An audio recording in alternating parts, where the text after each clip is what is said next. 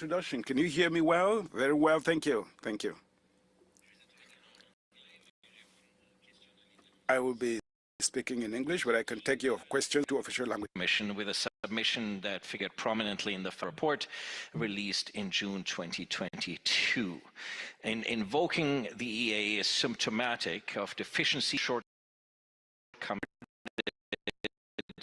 by the Colors published a recent book on intelligence as democratic statecraft across the Five Eyes countries that include substantial information on financial intelligence, and have a fourth book on financial crime in Canada. So let's look at the typology here.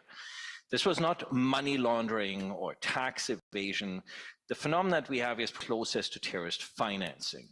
There was an immediate use value to funds provided. The purpose for which those funds were provided was ambiguous. It was where they were being withdrawn for legal or illegal purposes.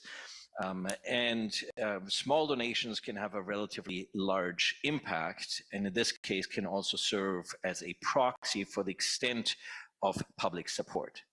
So let's think about this. A G7 country with the world's 10th largest economy had to invoke the EA in part to get a handle on some crowdfunding that was in part sustaining some illegal activity. What does this tell us about the adequacy, effectiveness, and efficiency of Canada's financial regime? Within Canada, money laundering is currently governed by 15 different laws and regulatory instruments. At the federal level, Canada currently has 12 agencies tasked with AML enforcement and prosecution, while there are approximately 14 within each province.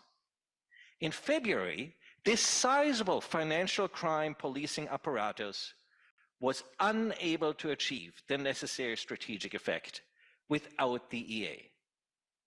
That casts a long shadow over the purported efficacy of laws, regulations, and agencies. And although Canada's system appears quite robust, it is actually very weak.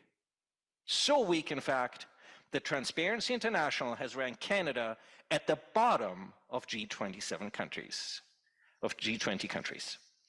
What are the implications? First, the inadequacy of legislation, regulations, and agencies.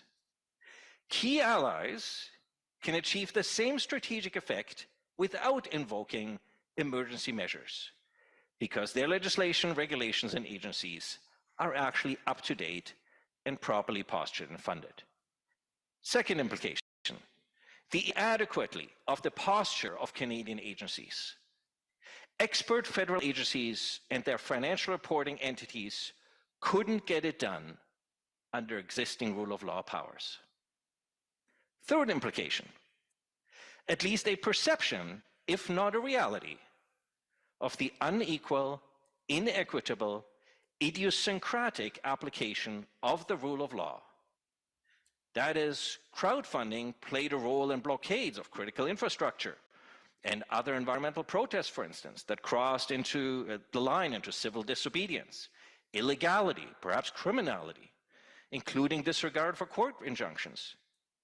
But no extraordinary measures were taken to stem financial flows to these groups.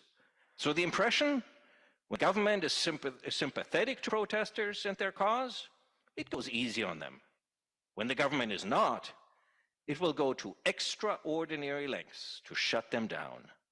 That impression, if not the reality, undermines the very premise of constitutional democracy, that the rule of law applies equally to all citizens, to thwart precisely what we're witnessing here, the tyranny of the majority.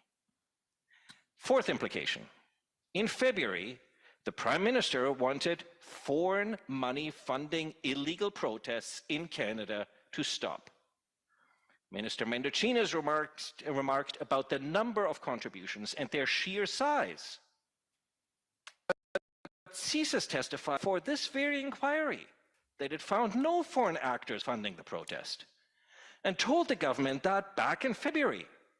So, did the government engage in deliberate misinformation on foreign funding anyway?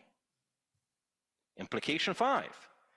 Compare the Prime Minister's preoccupation with foreign funding of a relatively small but tenacious protest in Ottawa, with its government's inaction on Chinese foreign influence in Canadian elections and democratic institutions, Chinese police stations in Canada, and sanctions on Russia.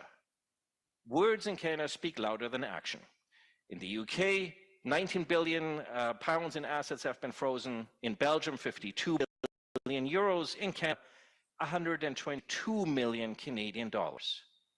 It would appear that dirty Russian money in Canada is not a priority. But 20 million raised over 3 weeks entirely from Canadian sources for protest by Canadians warrants invoking the EA? There are two ways to read this. The threats to Canadian democracy are as real from within as they are from without, or that it's okay for US, Chinese, and Russian money to interfere with Canada's democratic processes and interests, just not for Canadians with Canadian money, especially if they're opposed to the federal government or its policies. 6 implications. Donors came from across Canadian society, including prairie farmers. They've now seen how the government is here to go after people and their assets. Should they fund a social movement that is opposed to the current government or its policies? The unintended consequence?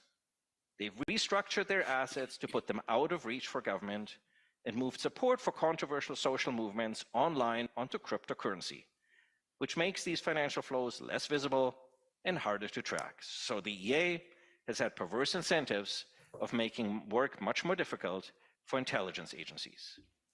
The conclusion: was it really worth to invoke the EA? So how did we get here, and what does it tell us? First, financial intelligence in this country is embarrassingly weak. FINTRAC is an outlier among Le Canafé est marginal. Il n'a pas de capacité d'enquête, le droit de demander directement de diverses entités des renseignements financiers et le droit de geler des transactions douteuses. Le CANAF est un type de FIU passif parce qu'il vise les divulgations passives soumises par la police. Le Canada a un rapport de reddition de comptes qui est très coûteux pour les banques. On conclut que les organes d'application de la loi de la province ne peuvent pas compter sur le CANAF pour produire des renseignements en temps opportun. Et le renseignement criminel et la posture inadéquate des agences d'exécution de la loi. Il est impossible de suivre la responsabilité. En 2018, par exemple, la GRC a confessé publiquement qu'elle n'avait aucune expertise pour mener des enquêtes sophistiquées sur les entreprises. 86% des accusations portées entre 2012 et 2017 ne se sont jamais rendues devant les tribunaux parce qu'elles ont été retirées ou suspendues. Il y a eu de très bons exemples en la matière à Vancouver et à Toronto. En 2020, la GRC a dissous sa division en Ontario parce que les priorités ont changé. Ensuite, les lois faibles. Un exemple. Depuis au moins 2002, on a recommandé que le gouvernement adopte des lois obtain and disclose information concerning client billings to government regulators. The step is thought to be necessary to guard against the use of lawyers as willing or unwilling dupes who are being paid with crooked dollars. In peer reviews, FATF has highlighted the ongoing non-compliance by 2 countries that refuse to abide by the disclosure recommendation.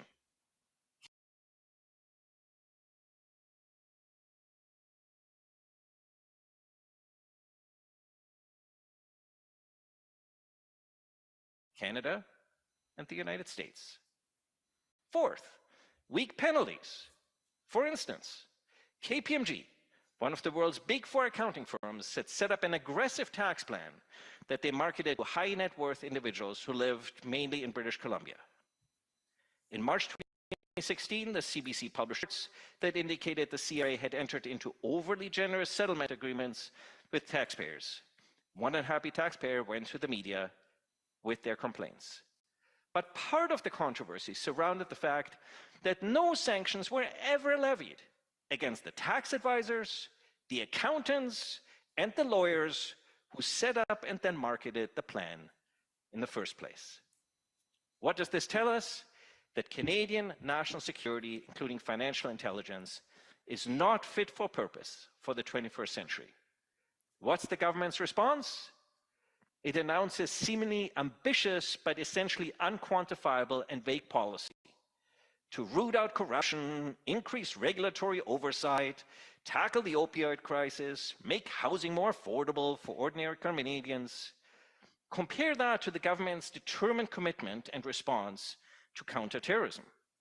By contrast, the EA and Cullen are a measure of the government's inattention to financial crime. How then to explain the disconnect between the Canadian state's avert commitments and its failure to deliver on such commitments? Because there is no political or corporate will. The message is, don't ask, don't tell. Especially the Panama Papers and the Paradise Papers findings, as well as the 2020 Tax Justice Network figures, suggest that Canada is not unduly worried about the cleanliness of financial flows, whether from immigration or from investment. There's a mix of activities that are illicit, for example, capital flight and business investment, illicit, for example, white-collar crime and tax evasion, and on the fringes of legality, for instance, aggressive tax avoidance and trade-related malpractices. Having spent decades building a reputation as a haven and global shelter for illicit gains, the government does not have the intent to slaughter its golden goose. Invoking the EA sends a clear message.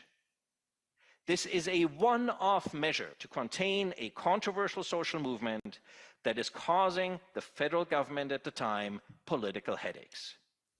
Purveyors of dirty foreign money and their enablers need not worry, because Canada isn't about to change its regime or its mantra.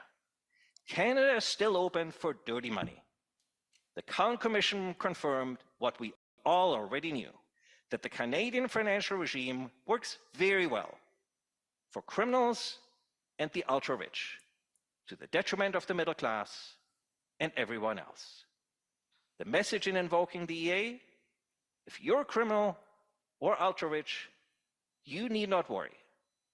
In short, the justification for invoking the EA, that instead of building a financial regime that's actually fit for purpose for the 21st century, temporarily invoking the EA was far more expedient. Merci. Thank you. Christian.